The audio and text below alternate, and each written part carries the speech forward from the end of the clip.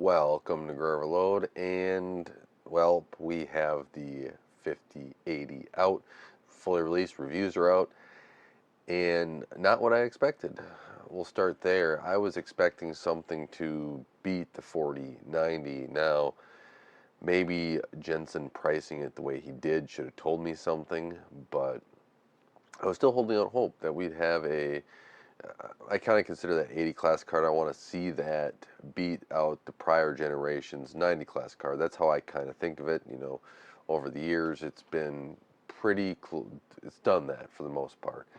So when it came out to be only like 13% faster ish, depending upon where you went to, I'm just kind of taking an average from everybody out there from the reviews I've seen from the 4080 Super, and you're going to compare this to the 4080 Super to the 5080. You're not going to go back to the 4080. The 4080 was a $1,200, where the 4080 Super is that $1,000, same price point, and it's the upgraded card. This really is a hardware unbox kind of put it.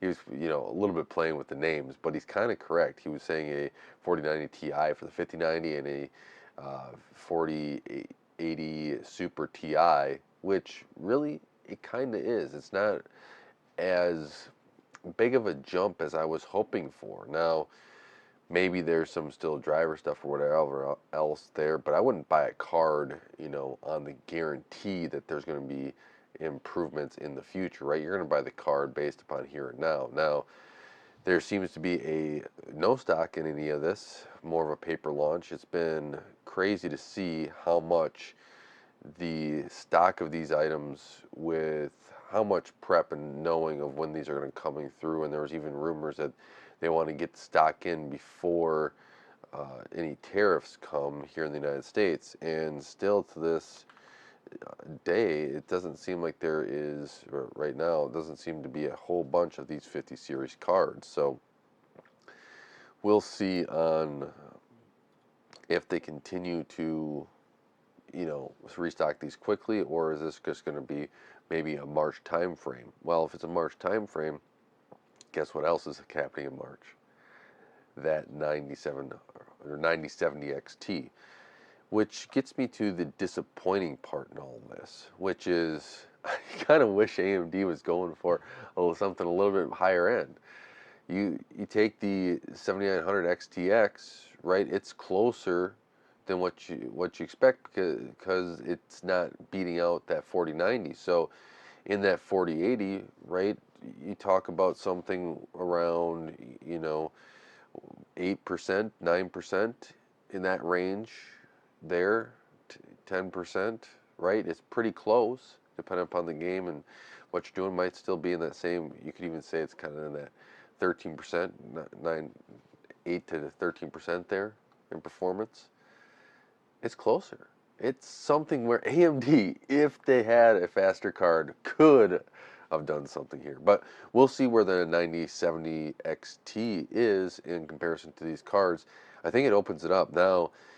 AMD naming this a 70 class card, right? I'll probably do something on that. That's where they got to kind of price it, and they could have a real winner there. But on Nvidia side, right, the rasterization, I think, is where it's at, because I was looking at this. I'm like, why is it not a big gain on the ray tracing side? Remember when Nvidia came out and said RTX and ray tracing, that's the future. We're going to make sure we have the performance there. And here we have it, right? You get about 13%-ish uplift from 4080 Super to the 5080. And here we are, only 9%. It's a lower gain when ray tracing. So where was all this? I guess you got to have on the DLSS and all this other stuff in order to make up for it, which that's just going to make testing these cards even worse. these All these reviewers trying to test with all these configurations now with DLSS and everything else, and different versions of DLSS, and how to enable or what to enable of the DSL feature set and what not to. It's just a matrix out there, make anybody confused. But this is one of those things where I'm not understanding why Nvidia didn't put more effort in the ray tracing after all the push they did for ray tracing over the last couple of years. It's kind of a different disappointment. Now, we'll see where that 9070 comes in. If the rumors are true that AMD has improved ray tracing, this may make it a closer card than in the group of things than I anticipate. This is really interesting on how that card, when it launches in March, is going to line up with the rest of the Nvidia stack. I think, this is where I like to see AMD just, have a high-end card, because you just never know what your competitors are going to do.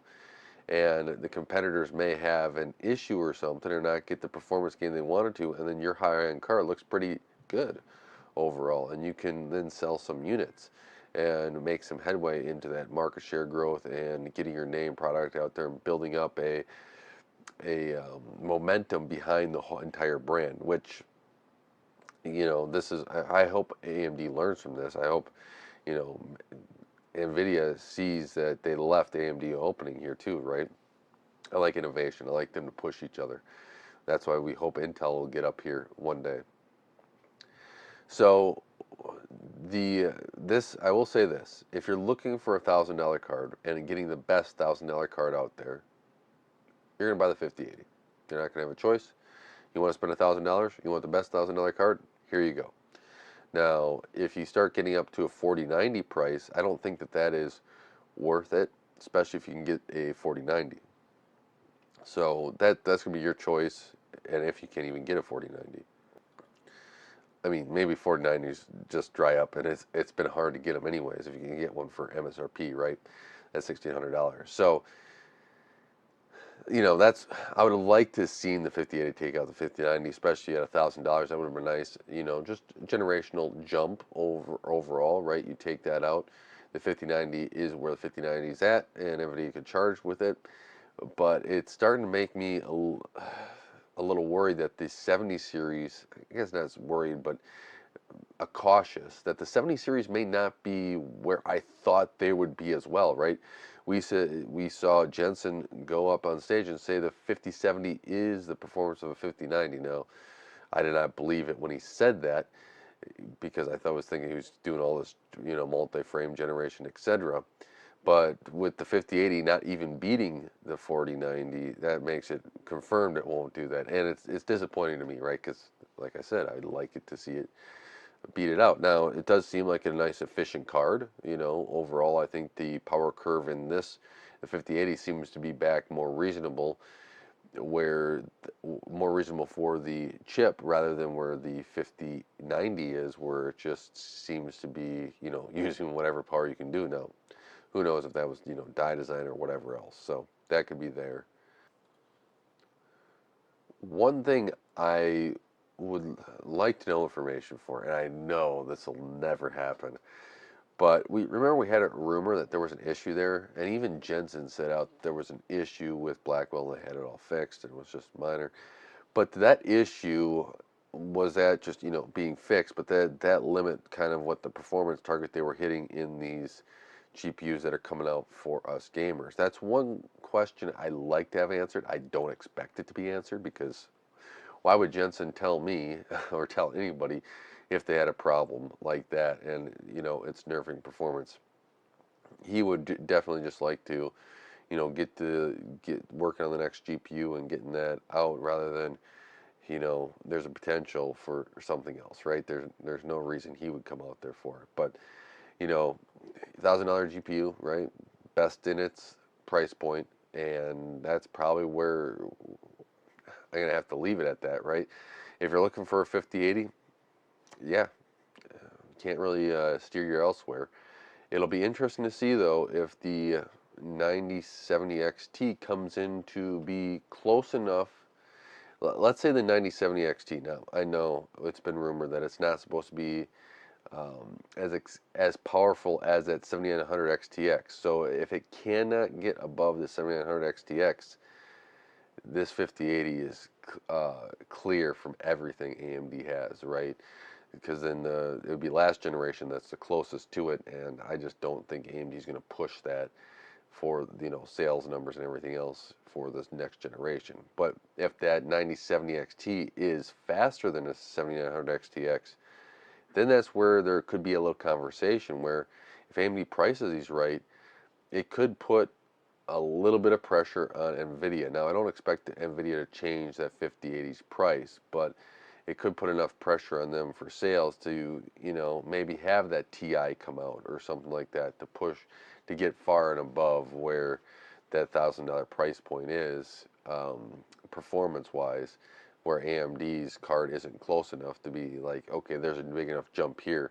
There's no reason to consider the AMD side. That's just one thing that's going through my head, and looking out for what the consumer wants. But who knows? Nvidia kind of goes to their own beat, and while they seem to price these cards, we were shocked by where the prices land. Maybe I shouldn't have been, or we shouldn't have been shocked at this, especially me. I shouldn't have been looking at it and been like shocked. I should have been looking at it more as why were they pricing it like this? What happened? Instead of, wow, Nvidia's really pricing them in a more reasonable range than what I can thought. So something I got to learn for next time, but that's you live and you learn. So the used market will be interesting on this. I was starting to look at 4090s and stuff here, but with the way the stock is, I do not expect much movement on the used market yet. We will see if you get a whole bunch of stock, and this will then kind of work its way out, and we'll start to see some other cards here. But there's not a big enough performance jump in that $1,000 tier for somebody just to upgrade. It wasn't like it leapfrogged the 4090, so you weren't going to get that. So I have some concerns that this might make the used market, especially where these cards are now, not like the 4090s and the 4080 Supers might not go on the used market as fast as what I would anticipate. So we might see some more 30 series, which is fine, 30, 20, 30 series that people want to jump there. I'm still in that for the used market. I was just hoping that some of that last generation high end would start flushing in, and prices starting to drive down a little bit. Now I don't think that's going to be the case, at least for until stock issues get solved. But I was looking at Newegg, and Newegg sold out of everything I saw there. So we'll see if that continues. I didn't go anywhere to look or to Micro Center to see what they had. It's a drive for me anyways, but it's surprising, right? All these are sold out, so now we have to wait for stock. Even Gamers Nexus even kind of put a comment out today of paper lunch. You kind of got to put it that way. It's there are some cards out there, so it's not strictly paper, but everyone else now that is looking for one, they get the out of stock options, which is disappointing if you're in a card for that. So let me know what your thoughts are on the 5090 below, and thank you so much for helping out Graverload and helping this channel grow. I really do appreciate it. Sorry about a few stops in this video. I'm getting over a little cold here, so just trying to not sneeze and cough on camera here. But I do appreciate you guys helping out the channel and supporting it. It really means a lot. And don't forget to like, share, subscribe, hit that bell icon, as it really does help on the channel. Until next time, God bless.